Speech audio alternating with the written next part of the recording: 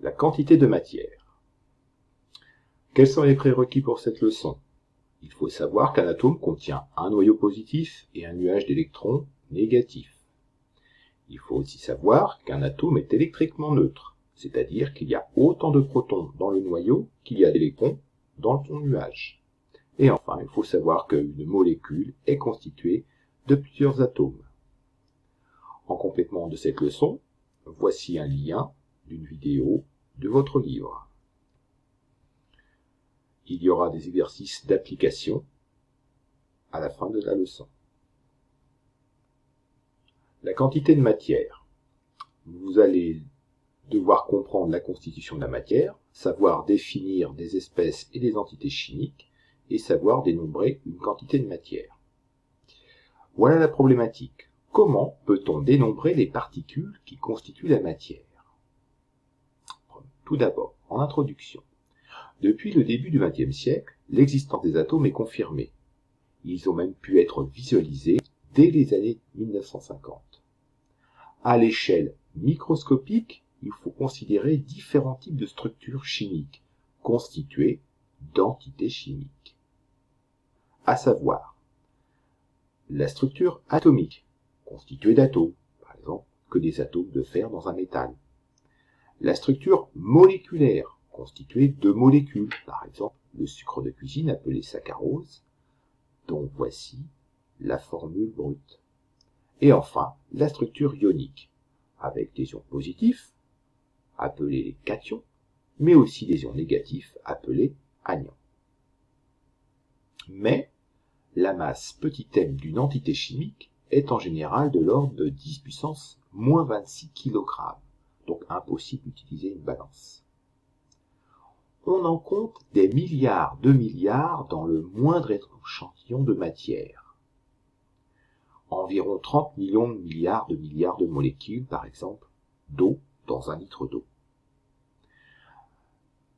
Pour débuter cette leçon, il faut donc savoir utiliser les puissances de 10, car les nombres qui vont être manipulés vont être colossaux.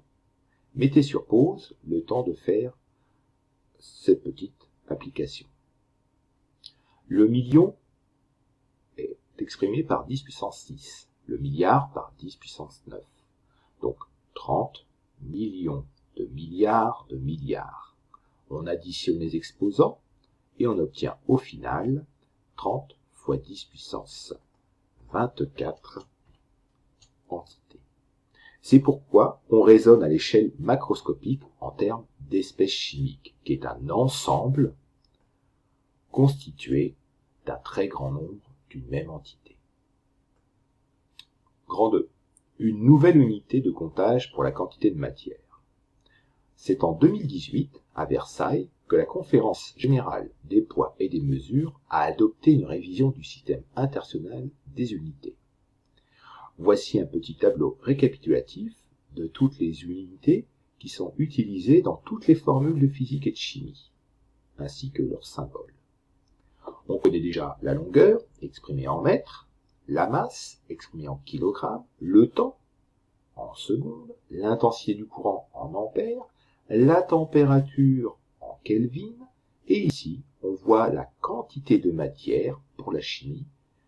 L'unité s'appelle la mole. Son symbole s'écrit petit m OL. Et l'intensité lumineuse, le candéla. Donc, en chimie, les échantillons de matière contenant un grand nombre d'entités, nous avons convenu qu'il fallait trouver une nouvelle unité plus pratique que la masse. On a adopté le regroupement par lot, ou aussi appelé par paquet, que l'on va appeler mol. Petite application. Voici quelques données. La masse d'un atome d'hydrogène, 1,67 10-27 kg, la masse d'un atome d'oxygène, 2,66 fois 10 puissance moins 26 kg, la masse d'un atome de soufre, 5,35 10-26 kg, et la masse d'un atome de fer, 9,33 10-26 kg. Toutes ces entités entrent dans la composition soit d'atomes, soit de molécules, ou soit d'ions. voici un petit tableau qui explique la méthode qu'il faudra suivre. Prenons le cas des atomes. Attention, je rappelle que les atomes peuvent posséder parfois ce qu'on appelle des isotopes, qui n'ont pas tout à fait la même masse. Donc attention, de quel isotope il s'agit. Prenons l'exemple d'un atome de fer. La masse m d'une entité est donnée ici. Si on considère qu'on a dans notre laboratoire 1 gramme de métal de fer, comment calculer le nombre d'entités contenues dans ce gramme? Il suffit de faire la masse divisée par la masse d'un seul atome. On fait donc 1 gramme, attention, c'est des grammes, donc si on veut être cohérent, il faut qu'il y ait la même unité au numérateur qu'au dénominateur. Si on laisse la masse des atomes de fer en kilogrammes, 1 gramme représente le millième du kilogramme. Donc on écrit 1 fois 10 puissance moins 3, divisé par la masse d'un seul atome de fer, et on obtient 1,07 fois 10 puissance 22 atomes. C'est un nombre impressionnant. On a donc décidé, en chimie, de regrouper les entités par paquets, appelés moles, et qui contient un nombre bien précis, qui est fixé à ce que l'on appelle la constante d'Avogadro, et qui vaut 6,022 fois 10 puissance 23 entités par mol. Donc maintenant, pour représenter le nombre de paquets, le nombre de moles, il suffit de prendre le nombre d'entités divisé par le nombre d'entités par mol, et on obtiendra un nombre de moles, c'est-à-dire, on trouve donc 1,78 fois 10 puissance moins 2 mol, c'est-à-dire même pas un paquet. Prenons le cas maintenant des molécules. La masse des molécules doit être calculée en faisant la somme des masses de tous les atomes qui la constituent. Prenons l'exemple d'une molécule d'eau, qui est constituée de 2 atomes d'hydrogène et 1 atome d'oxygène. Si on additionne 2 fois la masse de l'hydrogène, plus 1 fois celle de l'oxygène, on obtient qu'une molécule d'eau pèse 2,99 10-26 kg. Maintenant, on se pose la question, si on considère 1 gramme d'eau, combien de molécules sont contenues dans ce gramme d'eau? On fait donc la masse de l'échantillon, divisé par la masse d'une seule molécule, toujours exprimée en kilogrammes, en haut et en bas, et on obtient 3,34 fois 10 puissance 22 molécules d'eau. Cette quantité, divisée maintenant par le nombre d'Avogadro, nous permet d'obtenir la correspondance. 3,34 fois 10 puissance 2 molécules d'eau représente seulement 5,55 10-2 mol. Dernier exemple, les ions. De même, pour les ions polyatomiques, leur masse doit être calculée en faisant la somme des masses des atomes qui la constituent. Prenons par exemple l'ion sulfate. Il possède 1 atome de soufre, 4 atomes d'oxygène. On ne tient pas compte de l'excédent de 2 électrons supplémentaires. Quand on fait la somme, 1 atome de soufre plus 4 fois l'oxygène, on obtient une masse de 1,60 10-25 kg. Considérons toujours 1 gramme d'ion sulfate. Et donc on obtient, en considérant 1 millième de kilogramme divisé par la masse exprimée en kilogrammes, on obtient 6,25 fois 10 puissance 21 ions sulfate contenus dans un échantillon d'1 gramme. Si on prend cette valeur-là, que l'on la divise par la constante d'Avogadro, on obtient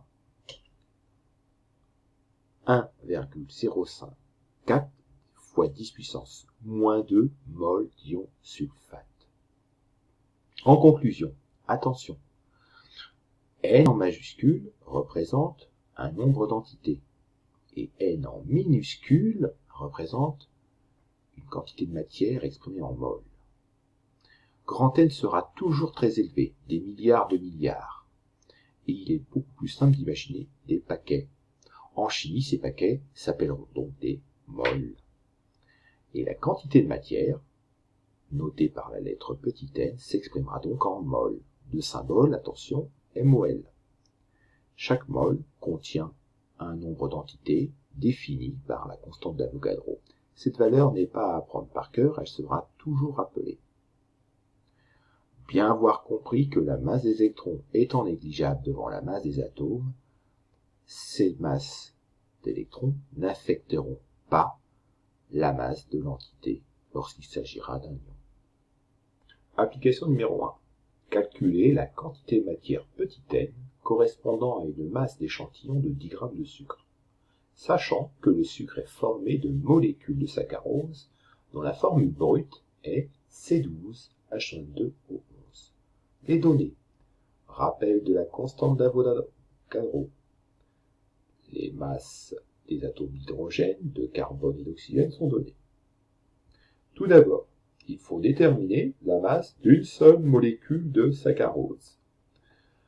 Donc 12 fois la masse du carbone, plus 22 fois celle de l'hydrogène, plus 11 fois celle de l'oxygène. Bien penser avec des parenthèses pour éviter tout problème. On obtient 5,68 fois 10 puissance moins 25 kg pour la masse d'une seule molécule de saccharose. Ensuite, on détermine le nombre total de molécules qu'il y a dans 10 g de sucre. Donc attention, on pense bien à mettre dans les mêmes unités. 10 g, c'est 10 millièmes du kilogramme. Donc 10 fois 10 puissance moins 3, divisé par la masse d'une seule molécule, on obtient 1,76 fois 10 puissance 22 molécules de saccharose. Et enfin, pour trouver le nombre de paquets, le nombre de moles que cela représente, il suffit de faire ce nombre de molécules divisé par le nombre de molécules qu'il doit y avoir dans une mole, à savoir la constante d'Avogadro. On obtient 2,92 fois 10 moins 2 moles.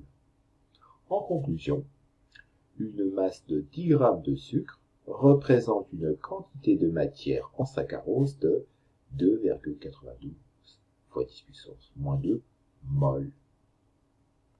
Deuxième application, comment calculer la masse petit m correspondant à une quantité de matière de 2 mol de sel, sachant que le sel est appelé aussi chlorure de sodium et a pour formule NaCl. Voici les données. La constante d'Avogadro est rappelée, la masse d'un atome de sodium et la masse d'un atome de chlore. Tout d'abord, déterminons le nombre total de l'entité que cela représente. Il suffit de faire le nombre de paquets multiplié par le nombre d'entités par paquet. On trouve 1,20 fois 10 puissance 23 entités NaCl. Ensuite, déterminons la masse d'une seule molécule de chlore de sodium. On additionne un atome de sodium avec un atome de chlore. On trouve qu'une molécule de NaCl pèse 9,75 fois 10 puissance moins 26 kg.